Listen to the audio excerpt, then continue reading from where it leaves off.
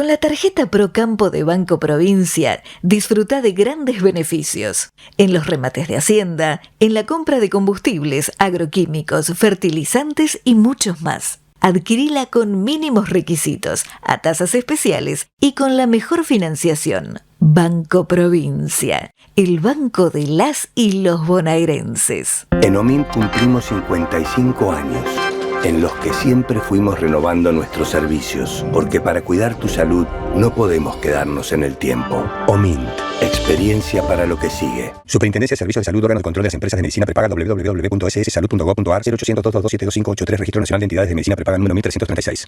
Kroll, baja el colesterol. Aceite de canola Kroll reduce el colesterol. Kroll, el aceite ecológico. Activa tu carrera. Lidera tu futuro. En Universidad FASTA, elegí entre más de 30 carreras online diseñadas con innovación y trayectoria académica. Inscribite hoy y accede a importantes beneficios en la matrícula. Ingresa en www.ufasta.edu.ar/distancia. Universidad FASTA, conectando con tu futuro. Buenas tardes, queridos amigos de Valores del Campo. En estos días ha habido noticias que no podemos soslayar porque son temas en todos los ambientes argentinos, y es esta expansión, podríamos hablar, de la pobreza. 57% de la población argentina catalogada debajo del nivel de pobreza es algo escalofriante.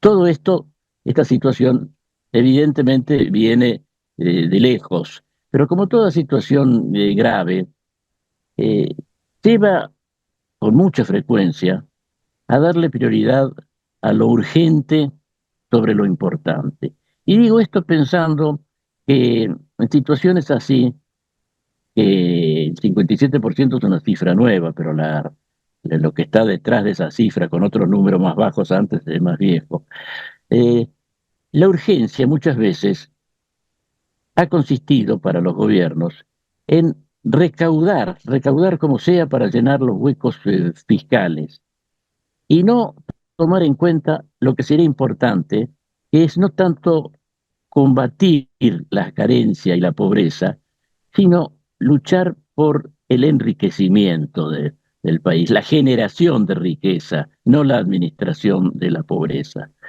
Y esto lo digo pensando y queriendo significar varias cosas, pero una de ellas, muy importante y muy significativa, es la política que se lleva con nuestra agroindustria, que se lleva con el campo, porque la política de las llamadas retenciones, que es un impuesto a las exportaciones, si hablamos claro, sin duda da unos recursos inmediatos, pero frustra la posibilidad de un desarrollo que precisamente sería y es la solución para la pobreza, por lo menos un remedio mucho más efectivo.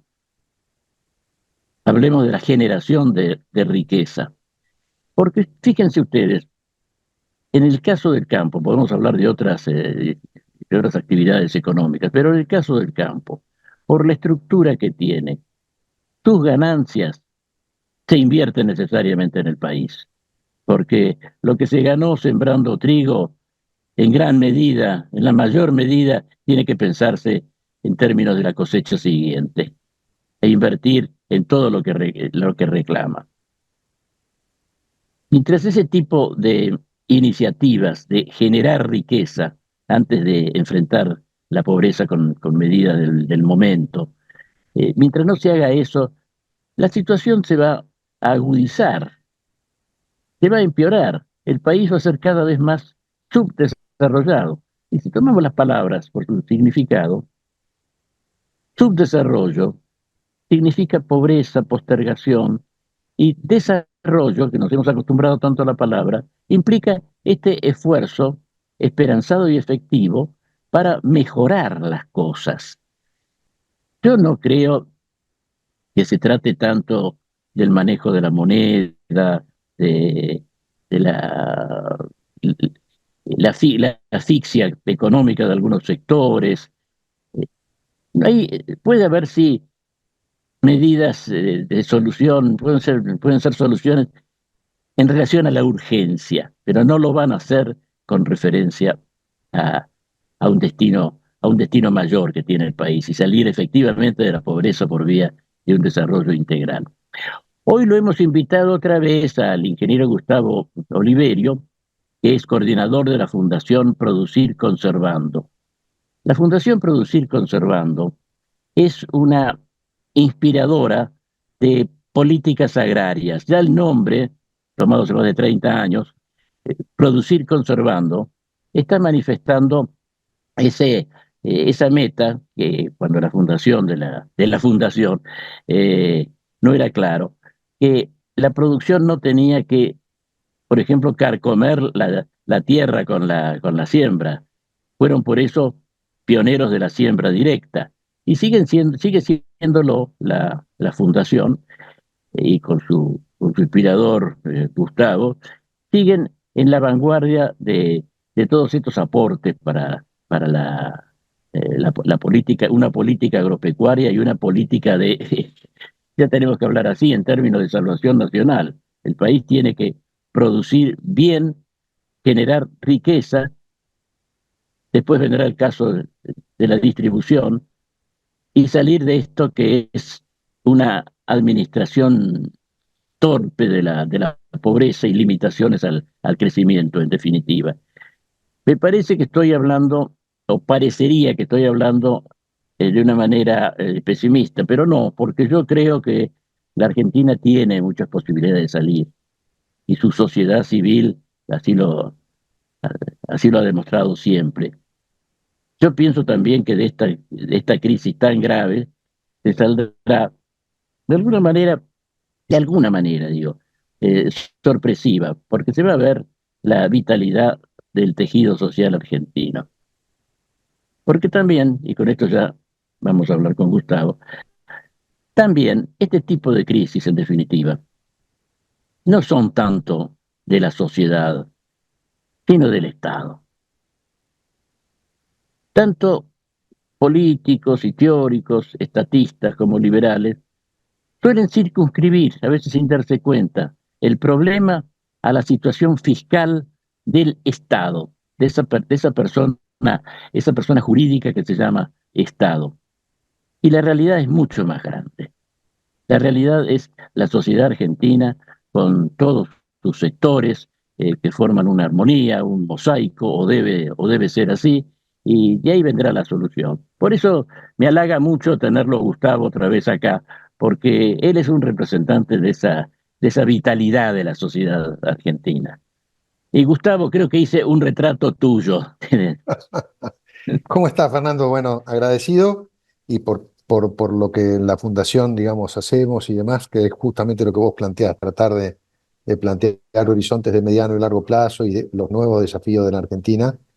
Y bueno, en esto que vos planteás hay un dato que te quiero dar porque lo escuché esta mañana cuando viajaba al campo, y es que esta encuesta que acaba de aparecer de la UCA sobre el tema de la pobreza y los porcentajes de pobreza que se hacen habitualmente, está tomado con una proyección, no es el dato real medido de 3 meses como era el último que tuvimos, que fue hasta diciembre incluido. Esto hablaba algún periodista con el autor de esta información, que no me acuerdo cómo se llama, de la UCA, sino que es una proyección sobre cómo terminó diciembre y sobre los números que aparecieron en enero, con lo cual también él se cubrió bastante de decir, bueno, es impactante la cifra, sobre todo, bueno, llegar al 57, arrancar en el 45, subir casi 12 puntos en un solo mes, pero nunca se midió la pobreza en un mes, sino que se mide en trimestres, con lo cual, para tener el dato real, va a haber que esperar unos meses, que no, seguramente no será muy distinto, pero es bueno aclarar que esto fue una proyección.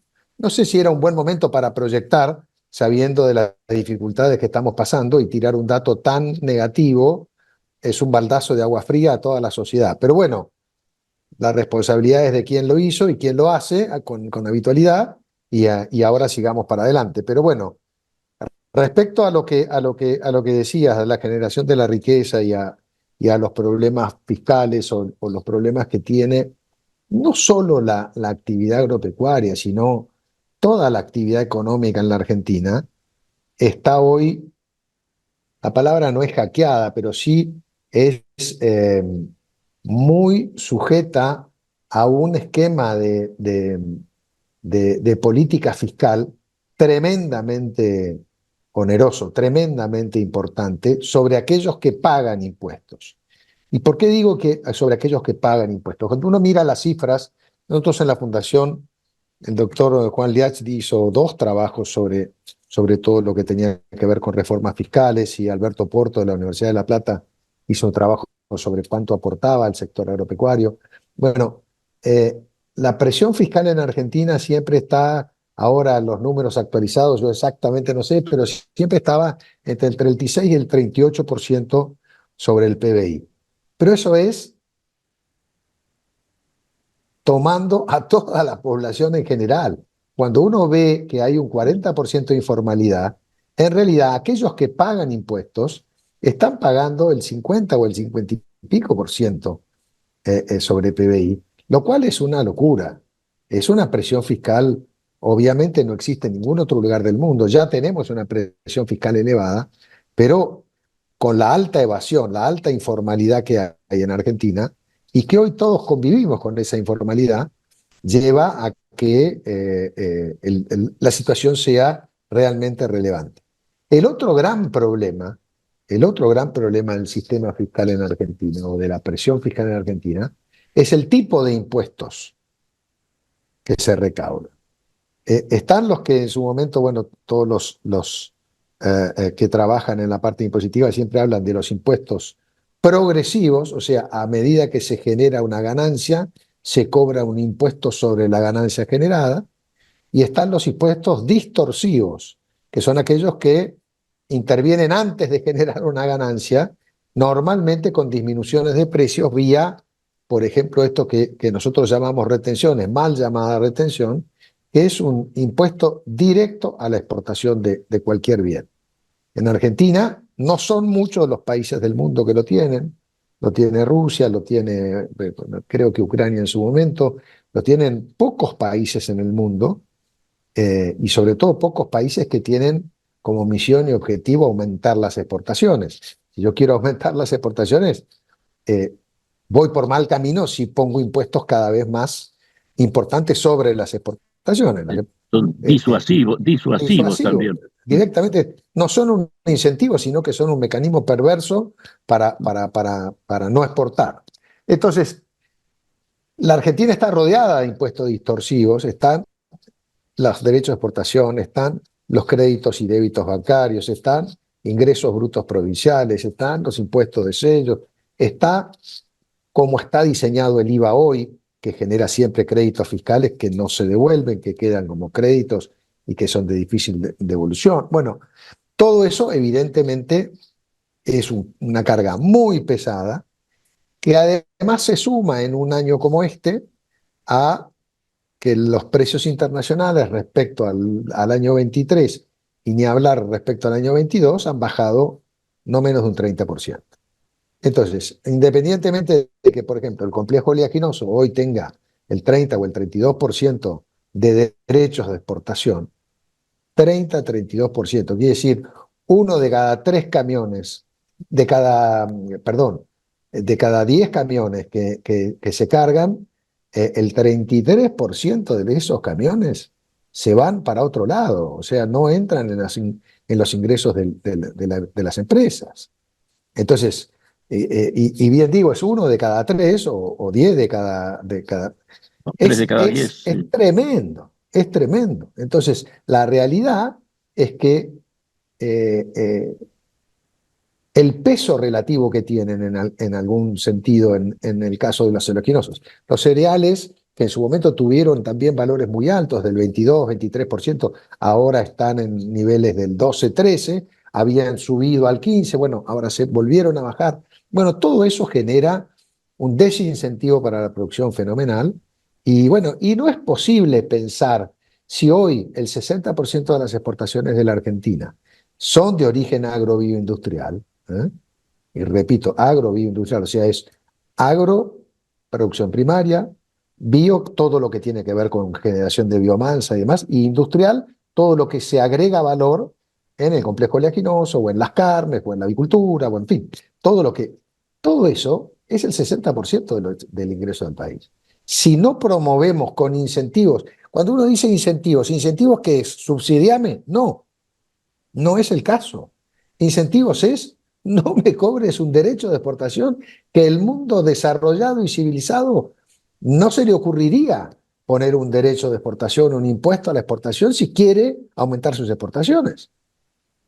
Entonces, la Efectivamente, realidad porque el subsidio es lo contrario es lo contrario. Cuando uno ve FAO y Naciones Unidas y todas estas instituciones publican una vez por año o cada 2 años en las distintas regiones del mundo cuál es el porcentaje del ingreso de los productores que, entre comillas, reciben esos productores como subsidios de cada uno de sus países. Los que están en los niveles más altos, bueno, obviamente es Japón y algunos países asiáticos, pero Europa en general está en el orden del 23-25%. O sea, el 23-25% de los ingresos se generan por subsidios directos del Estado. América Latina, Brasil, está en un nivel mucho más bajo, está en el orden del 10%. Estados Unidos también está en el orden del 10-12%. Pero Argentina está en el orden de -23, -25. ¿Esto qué significa? Justamente que toma el Estado el 23-25% del ingreso en promedio antes de empezar a conversar. Esto, cuando aparecen las publicaciones, cuando tenemos que explicar en algunos de los viajes de la Fundación a algunos profesores universitarios en Estados Unidos o en los lugares donde hemos ido, le cuesta entender que exista en el mundo países que son, entre comillas, tan ricos, porque de la Pampa Argentina hablamos todos, de Maradona y de Messi, todo el mundo habla, pero de la Pampa Argentina, que el 23% de todo lo que es la producción esté, entre comillas, tomado por el Estado antes de empezar a tomar el resultado de la actividad, suena disparatado. Bueno, esa situación es la que yo digo, hoy con este cambio de autoridades de gobierno, con este cambio de rumbo que quieren darle las nuevas autoridades al futuro del país, mirando un país abierto al mundo, mirando un país que exporta y demás, es inviable pensar que esto se puede hacer con retenciones vigentes. Podremos salir del problema fiscal, como vos decías recién, muy claramente de lo urgente, con todas estas medidas de corto plazo que tienen que ver con lo monetario, que tienen que ver con la reducción del déficit fiscal, por supuesto, y demás. Pero hablando de mediano plazo, es inviable pensar que en Argentina se puede mantener con estos derechos de exportación y con estos impuestos distorsivos, pensando en aumentar las exportaciones. O sea, o cambiamos el rumbo y volvemos de vuelta a mirar para el mercado interno y a sustituir las exportaciones y vivir con lo nuestro, y seguimos con el viejo esquema de los últimos 50 años, que los resultados están a la vista, porque estos datos de pobreza no tienen nada que ver con los 60 últimos días del nuevo presidente, tienen que ver con los años que venimos arrastrando todo este modelo ridículo en que nos hemos embarcado, pero que bueno, llega a su fin, y ojalá este nuevo rumbo entienda que con políticas fiscales que presionen en el nivel que lo están haciendo las actividades productivas, no solo, insisto, no solo en la parte agropecuaria, lo van a sentir todos aquellos que exportan, tienen derechos de exportación, y es una locura pensar en que se puedan mantener. Pero bueno, es el dato de corto plazo de la realidad. Este es un dato fenomenal, como estás diciendo, importantísimo, que gravita de manera negativa fundamental sobre la producción agraria. Pero además está algo que has dicho al pasar antes, la cuestión de los precios internacionales, por ejemplo, la cuestión de las políticas que pueda ejercer un bloque, como pasa hoy con la Unión Europea y su Pacto Verde. Esas preocupaciones ya son bastante grandes como para que se sumen a una base fija como es las retenciones.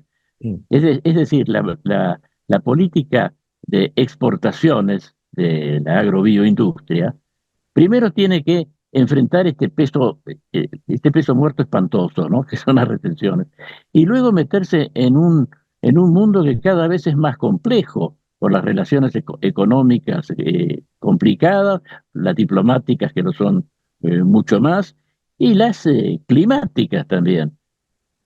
De No, modo ninguna que duda. Vos fíjate, las climáticas son asumidas por el riesgo productivo, que todo el sector agropecuario e industrial vive con riesgo climático y para eso existen una cantidad de tecnologías, de rotación de cultivos, de fechas de siembra distintas, en fin, hay todo un bagaje de información que permite tratar de convivir con el riesgo climático y asumir que hay años buenos y años malos. Ahora, esto que tiene que ver con política fiscal y con presión fiscal, obviamente la presión fiscal es muy elevada porque el gasto es muy elevado. Si el gasto se redujera y no fuera necesario tantos ingresos, no se estarían poniendo estos derechos de exportación.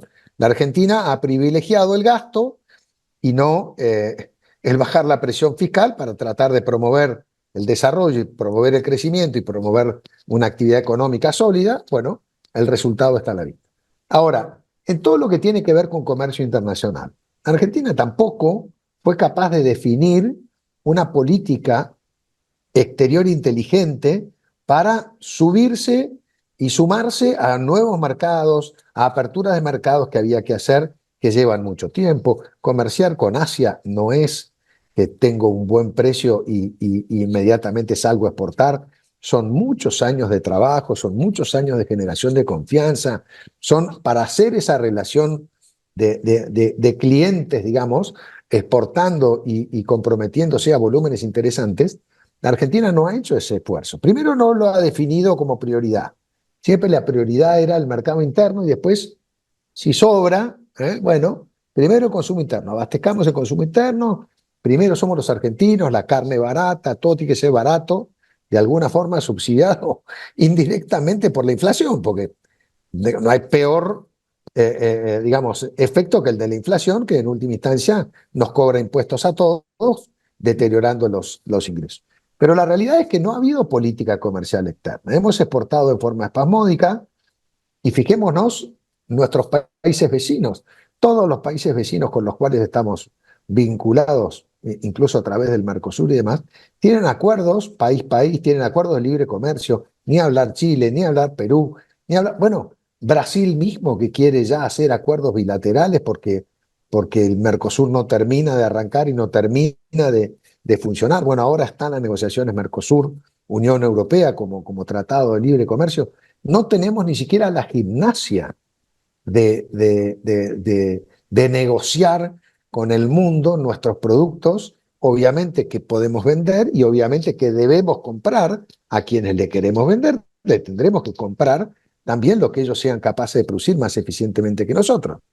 Entonces estamos en una mirada interna, no queremos que nos vendan nada, queremos que todo se haga acá, eso no es posible hacerlo competitivamente y por eso siempre se dice lo mismo, tenemos los textiles más caros del mundo, tenemos los electrónicos más caros del mundo y parece que los producimos acá y en realidad son prohibitivos, pero bueno, son importados, sí. son importados Sí. y les cargamos cada vez más valor. En el caso de los electrónicos se arman en Tierra del Fuego, todo importado, se traen para acá y valen el doble de lo que valen afuera en el mercado internacional. Entonces, bueno, esas cosas son las que tampoco ha habido seriedad y proyección de largo plazo en Argentina. Y ahora me parece que de vuelta estamos frente a una nueva oportunidad en donde hay una decisión política de un rumbo distinto, de una apertura al mundo, de la necesidad de promover las exportaciones, la necesidad de generar nuevos mercados, de negociar acuerdos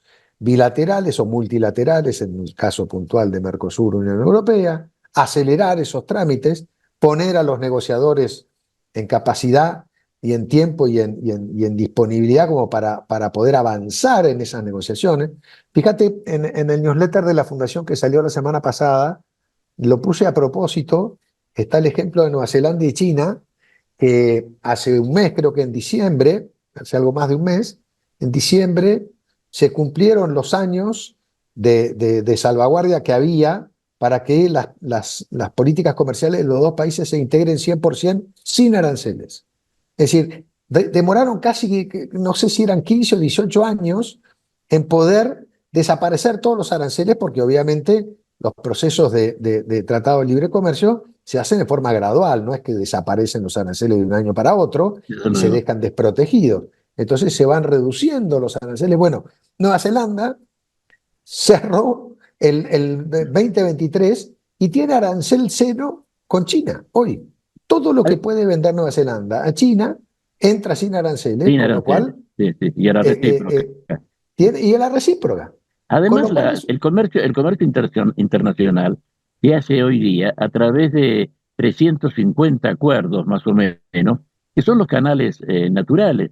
Y en la Argentina hay una actitud reacia a integrarse en tales acuerdos. Incluso si uno piensa la experiencia del Mercosur, que es tan fácil, tan próxima, ya tan larga también, porque lleva y 30 años. no ha dejado los efectos que debiera. Claro, ha mejorado el comercio bilateral entre todos los países que integran el Mercosur, pero no ha cumplido con el objetivo de fondo, que era integrar las economías, que era tener aduanas que no existieran como lo tiene la Unión Europea, que se armonizaran las políticas sanitarias, que se armonizaran las políticas fiscales, que se armonizaran. Bueno, todo eso no se hizo. Pero de vuelta, creo que hay una oportunidad de replanteo, hay una oportunidad incluso en el caso de las exportaciones de volver a relanzar programas de promoción de exportaciones junto con el sector privado. El sector privado es el que tiene que participar activamente en la promoción de exportaciones. Hay el caso emblemático de la carne argentina en el mundo que participa en el CIAL de París y en Anuga en Alemania y en China también. Bueno, actividades de promoción que se hacen a través de las embajadas, de los consulados, en fin, en relación con empresas privadas también en el mundo.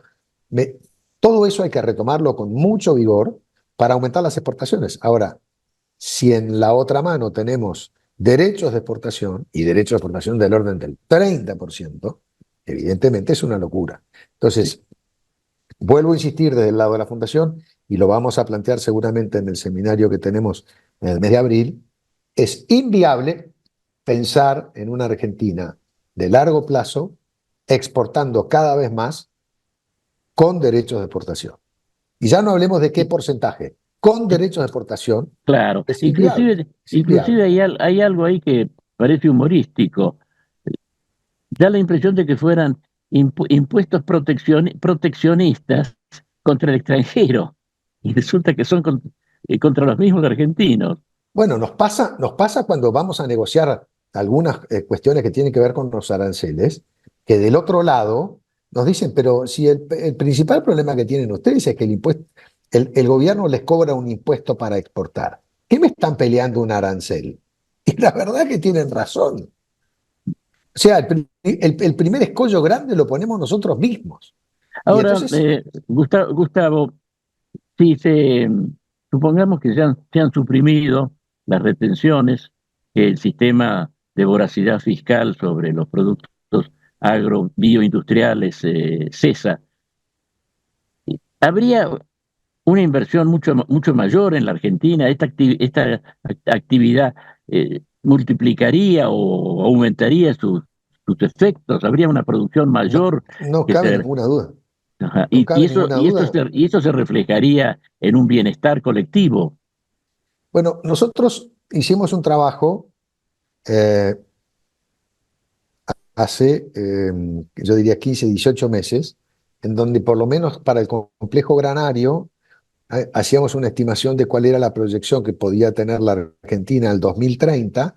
Sabes que desde el año 2002 la Fundación cada 5 años hace una proyección en el caso de la agricultura, del complejo granos y oleaginosos, hace una proyección para los próximos 10 años. Bueno, la nueva proyección al 2030, hicimos 2 escenarios, en donde un escenario era un escenario de máxima, en donde suponíamos que estas políticas de incentivo iban a existir, todo lo que tenía que ver con derechos de exportación podía desaparecer y podía por lo menos reducirse a una mínima expresión, generando los incentivos necesarios para poder crecer y para poder invertir más. Porque obviamente a través de una mejora de la rentabilidad de las actividades se generan nuevas inversiones y las nuevas inversiones generan nuevos empleos, más tecnología y el derrame, el famoso derrame, viene por el lado de las inversiones, no por el lado de los subsidios a quienes no trabajan.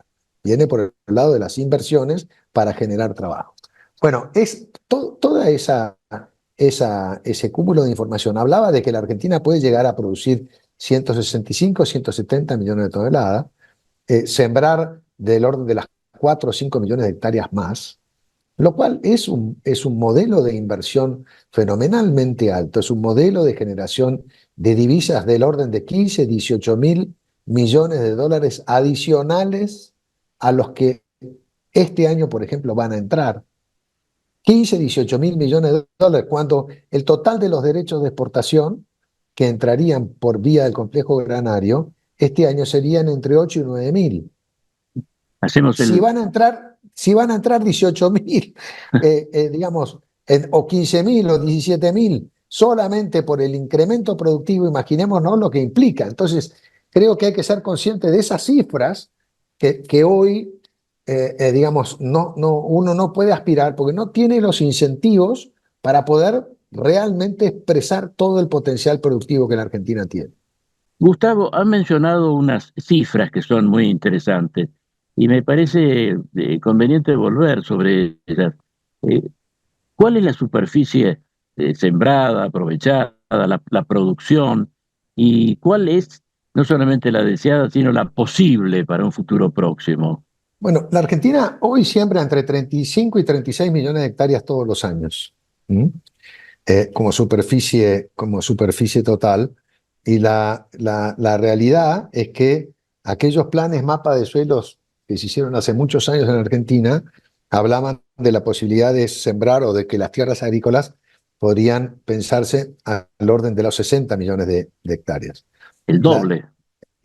Sí, un poquito menos del doble. De todas maneras, ahí entran suelos que son un poco frágiles para estar en agricultura continua, con lo cual, bueno, no necesariamente uno debería atarse a la cifra de 60 millones, probablemente sea muy elevada, pero sí, en las proyecciones que hicimos con la Fundación, esto que hablábamos recién de lograr 165, 170 millones de toneladas, es sobre 40, 42 millones de hectáreas sembradas, que lo vemos totalmente posible con suelos de vuelta, suelos de clase 1, clase 2, clase 3. No todos los suelos van a tener el mismo rendimiento promedio, pero sí son posibles de hacer agricultura, obviamente con todas las tecnologías que, digamos, garanticen que la sustentabilidad del sistema productivo esté asegurada. Lo mismo que lo primero que uno tiende a pensar es, bueno, entonces vamos a seguir avanzando sobre los montes. Y no, señores, no soñemos con esto. Esto es sin crecer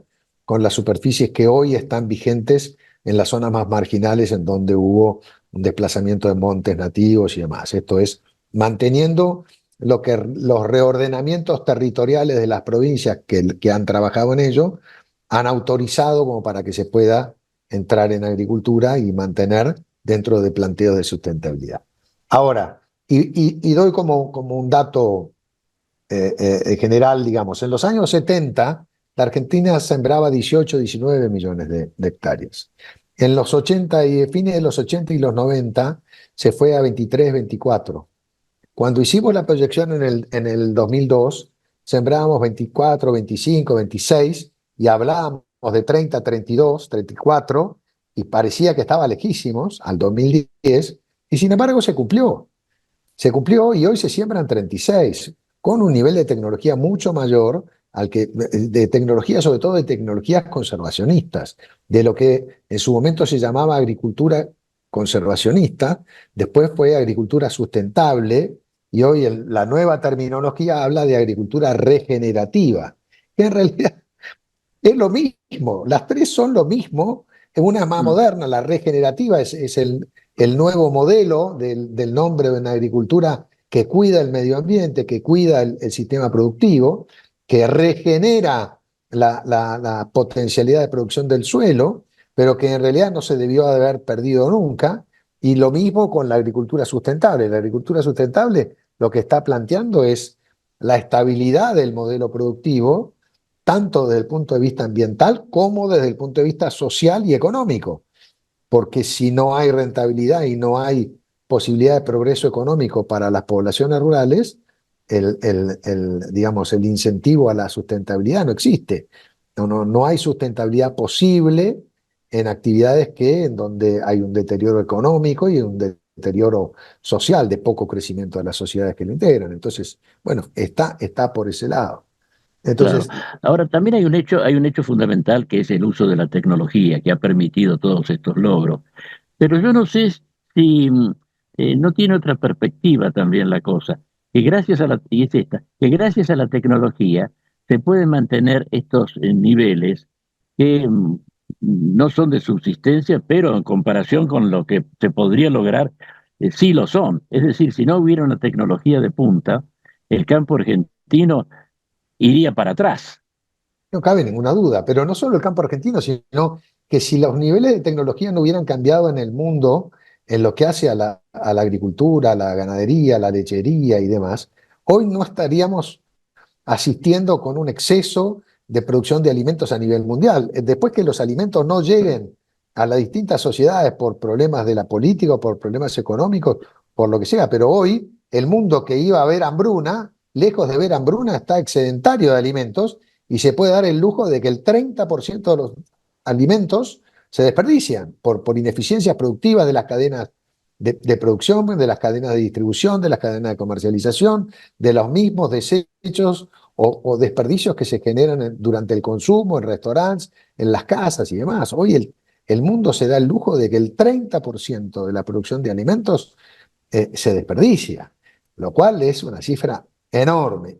Ahora, la tecnología ha permitido poder ser excedentarios en producción y debe seguir permitiendo aumentos de producción, porque sabemos que para el año 2050 vamos a hacer mucho más en este mundo, vamos a hacer muchos más que van a haber crecido en su PBI per cápita y van a aspirar a querer acceder a alimentos de cada vez mayor calidad, de cada vez mayor calidad proteica, de cada vez mayor trazabilidad, con cada vez más elevados requerimientos ambientales. Es decir, en el 2050 hoy nos deberíamos imaginar un mundo capaz de producir muchos más alimentos que lo de hoy, pero de más calidad, de más trazabilidad, de regulaciones ambientales que se cumplen y de sistemas productivos que son sustentables en el tiempo, porque el consumidor no lo va a pagar.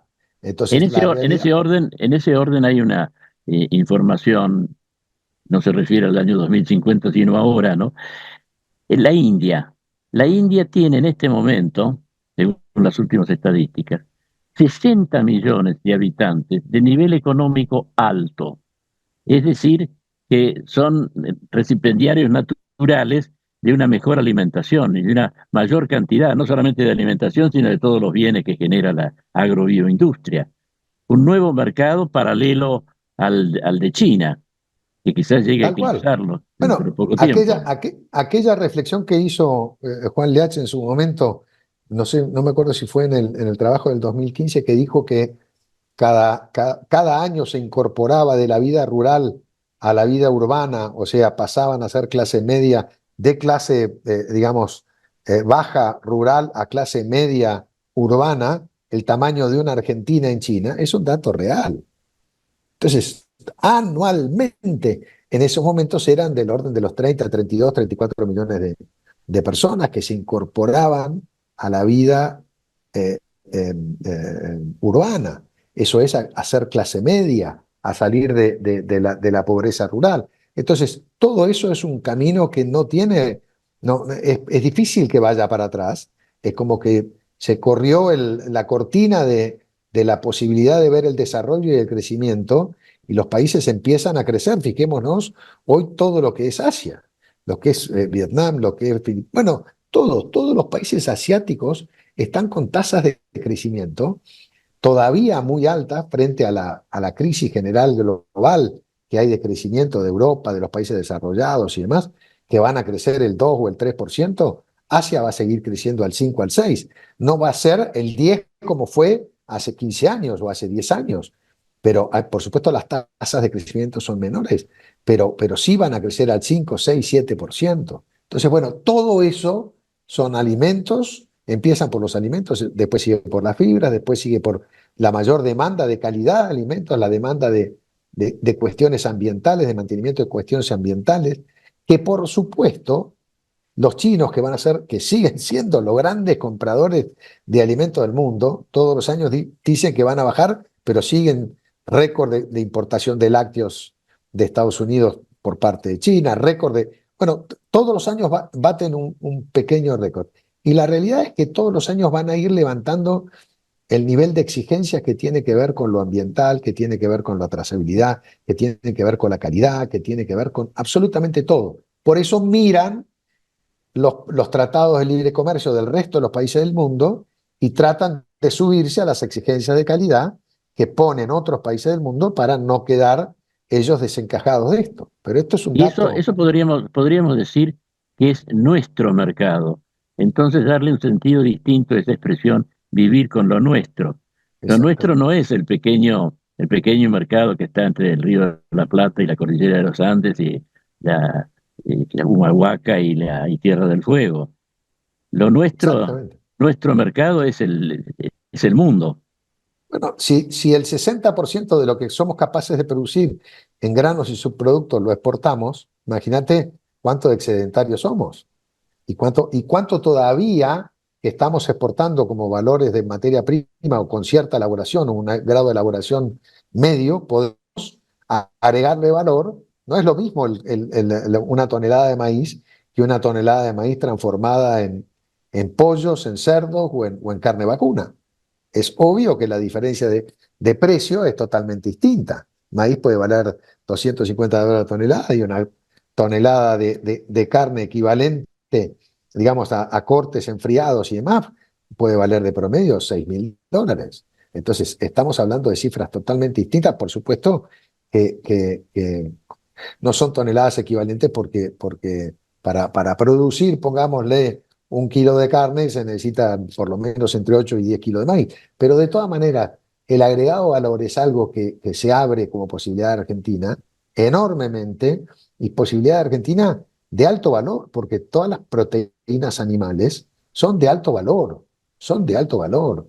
Entonces, esas proteínas animales, y cuanto más valor agregado se le ponga, más platos preparados vayan en lugar de cortes, o primero empecemos por cortes, después salimos de los cortes congelados con hueso, vayamos a cortes enfriados con hueso, después sin hueso, vayamos a cortes de alta calidad, vayamos a porciones controladas, a platos preparados, que ahí ya no son los valores de Hilton de $10.000 o $12.000 la tonelada, son valores de $15.000, $18.000, $20.000. Pero bueno, para eso es un largo camino. Esto no es una fantasía, porque la aptitud de los productores argentinos para acercarse a esas metas está demostrada. Una de tantas también es lo que está pasando con la industria porcina, que registra unos progresos enormes. Enormes. Y bueno, pero miremos lo que hace Estados Unidos. Estados Unidos es uno de los principales exportadores. Hoy Brasil es el principal exportador. Lejos. Es 1.600.000 toneladas. Ya no retengo la cifra de Brasil porque las tasas de crecimiento de Brasil son tan fenomenales año a año, pero deben estar muy cerca del 1.500.000, 1.600.000 toneladas. Pero Estados Unidos exportaba 1 millón de toneladas de carne e importaba 500, 400.000 toneladas, que tenía que ver con qué. Exportaba los cortes de alto valor. ¿A dónde los exporta? A Japón, a Corea, a China, a países que compran cortes de altísimo valor, y importa carne molida, carne picada para hacer hamburguesas, carne.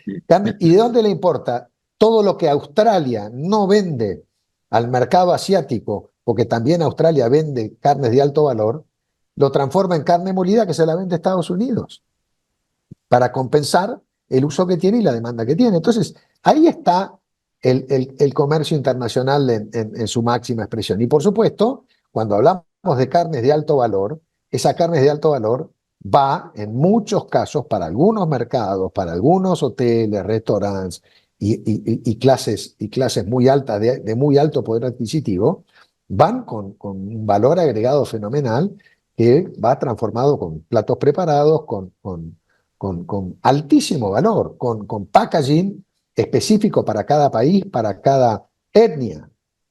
Las empresas están preparadas para eso. Yo hace más de 25 años visité Tyson Foods en Estados Unidos, que era el número uno, hoy es el número uno en carnes en Estados Unidos, pero en ese momento que lo visité tenía que ver más con el desarrollo del mercado de avicultura. Estaba en el mundo presente, en Asia ya, con platos preparados, con packaging en los idiomas de los distintos países con los que comerciaba, y estamos hablando de hace 25 años. Entonces, esos negocios que son de muy largo plazo, son negocios que hay que desarrollarlos de vuelta, con incentivos, con alguien que por lo menos el incentivo es las reglas de juego van a ser claras y se van a mantener en el tiempo. Eso para el argentino promedio hoy es un incentivo extraordinario, porque las reglas de juego se cambian todos los años, no se mantienen en el tiempo y encima me cambian la presión fiscal, me cambian las leyes sanitarias, me cambian las leyes de estabilidad fiscal. Fijémonos lo que pasó con la minería, fijémonos con lo que pasó con la actividad forestal. La minería tenía una ley de estabilidad minera que digamos, ya no me acuerdo cuándo fue que se levantó y esa ley dejó de existir. Y así pasó que la actividad minera en Argentina prácticamente desapareció. ¿Por qué? Porque el orden jurídico relativo a la minería entró en un plano de incertidumbre. Total. Y entonces aquellos que invierten en actividad minera están invirtiendo a 30 años, 40 años, igual que la actividad forestal. La actividad forestal, como es la actividad ganadera, la actividad forestal invierte a no menos de 15, 20 años. Cuando se hizo la ley de promoción forestal, tenía que ver con esta estabilidad fiscal y la regla de juego para la forestación. Bueno, no se respetó. Bueno, ¿qué pasó? Bueno, la forestación en Argentina ha crecido muy poco. Hemos sido muy poco serios en las políticas de incentivo. ¿Por qué? Porque no hemos respetado, ni siquiera cuando había leyes que aseguraban que se iban a respetar las condiciones fiscales y las reglas de juego fiscales. Bueno, no se respetaron, desaparecieron los incentivos para producir y esas actividades quedaron prácticamente paralizadas. Y bueno, lo mismo tenemos, la Argentina este año creció tremendamente y es casi récord de exportaciones de carne. ¿Por qué? Porque se abrió el mercado chino y el 70% de lo que se está exportando es carne congelada, con hueso, de vaca y de vaca de baja calidad a China, que es una aspiradora de carne de mediana baja calidad, también es una aspiradora de carne de alta calidad, pero la Argentina no le vende carne de alta calidad, se la vende en otros países que ofertan, caso Uruguay ya está vendiendo a China carne de mejor calidad, Brasil está vendiendo carne y por supuesto Estados Unidos. Nosotros estamos recién haciendo los primeros palotes de comercio internacional con China, pero bueno, por suerte hemos empezado. El tipo de vaca que compra China, que tiene un nombre, la vaca flaca o la vaca No, vieja. manufactura, vaca manufactura y vaca conserva, las Eso, dos, que sí. son es la vaca de última etapa de los rodeos de cría o de última etapa de los rodeos lecheros. Pero para la cocina popular cotidiana china es muy importante. Muy importante. Sí. De manera que esa clasificación de los cortes también es algo que has explicado muy bien, ¿no? Que hay que tenerlo en cuenta. Pero ¿cuántas exigencias tenemos todavía que responder? De vuelta, nosotros todavía no hemos empezado. Un profesor, Bob Nielsen, de la Universidad de Purdue, cuando estuvo en Argentina en su año sabático, que lo invitó a la fundación y estuvo prácticamente un mes acá, recorrimos todo el país con él y dijo, en la Argentina está todo por hacerse. Y esto fue hace algo más de 15 años. Y seguimos igual, siempre con el compromiso de que, o con la posibilidad de que está todo por hacerse porque avanzamos muy lentamente. Y bueno, pero las oportunidades están ahí, no cabe ninguna duda. Mirá que había una especie de maldición para Brasil que no se ha cumplido. Se decía, Brasil será siempre el país con un gran futuro. O sea, no se cumplió porque el futuro lo realizó. Pero para la Argentina no se ha aplicado ese refrán, que no se lo ha dicho mucho, pero en la práctica parece vigente, ¿no? Parece vigente, tal cual, parece vigente. Cosas que son posibles, metas que son alcanzables, en realidad se transforman en utopías. ¿Y por qué? Por todas estas malas costumbres, podría decirse. Exactamente. Bueno, Gustavo, como Fernando, siempre, un placer como siempre cambiar ideas y bueno, hacer un poquito de ejercicio y movimiento de neuronas pensando en que algún día tendremos un país distinto, pero para eso tenemos que todos trabajar mucho más de lo que trabajamos y lograr que exista un rumbo distinto y que lo podamos utilizar. Eso mismo, no solo hay que mover las neuronas.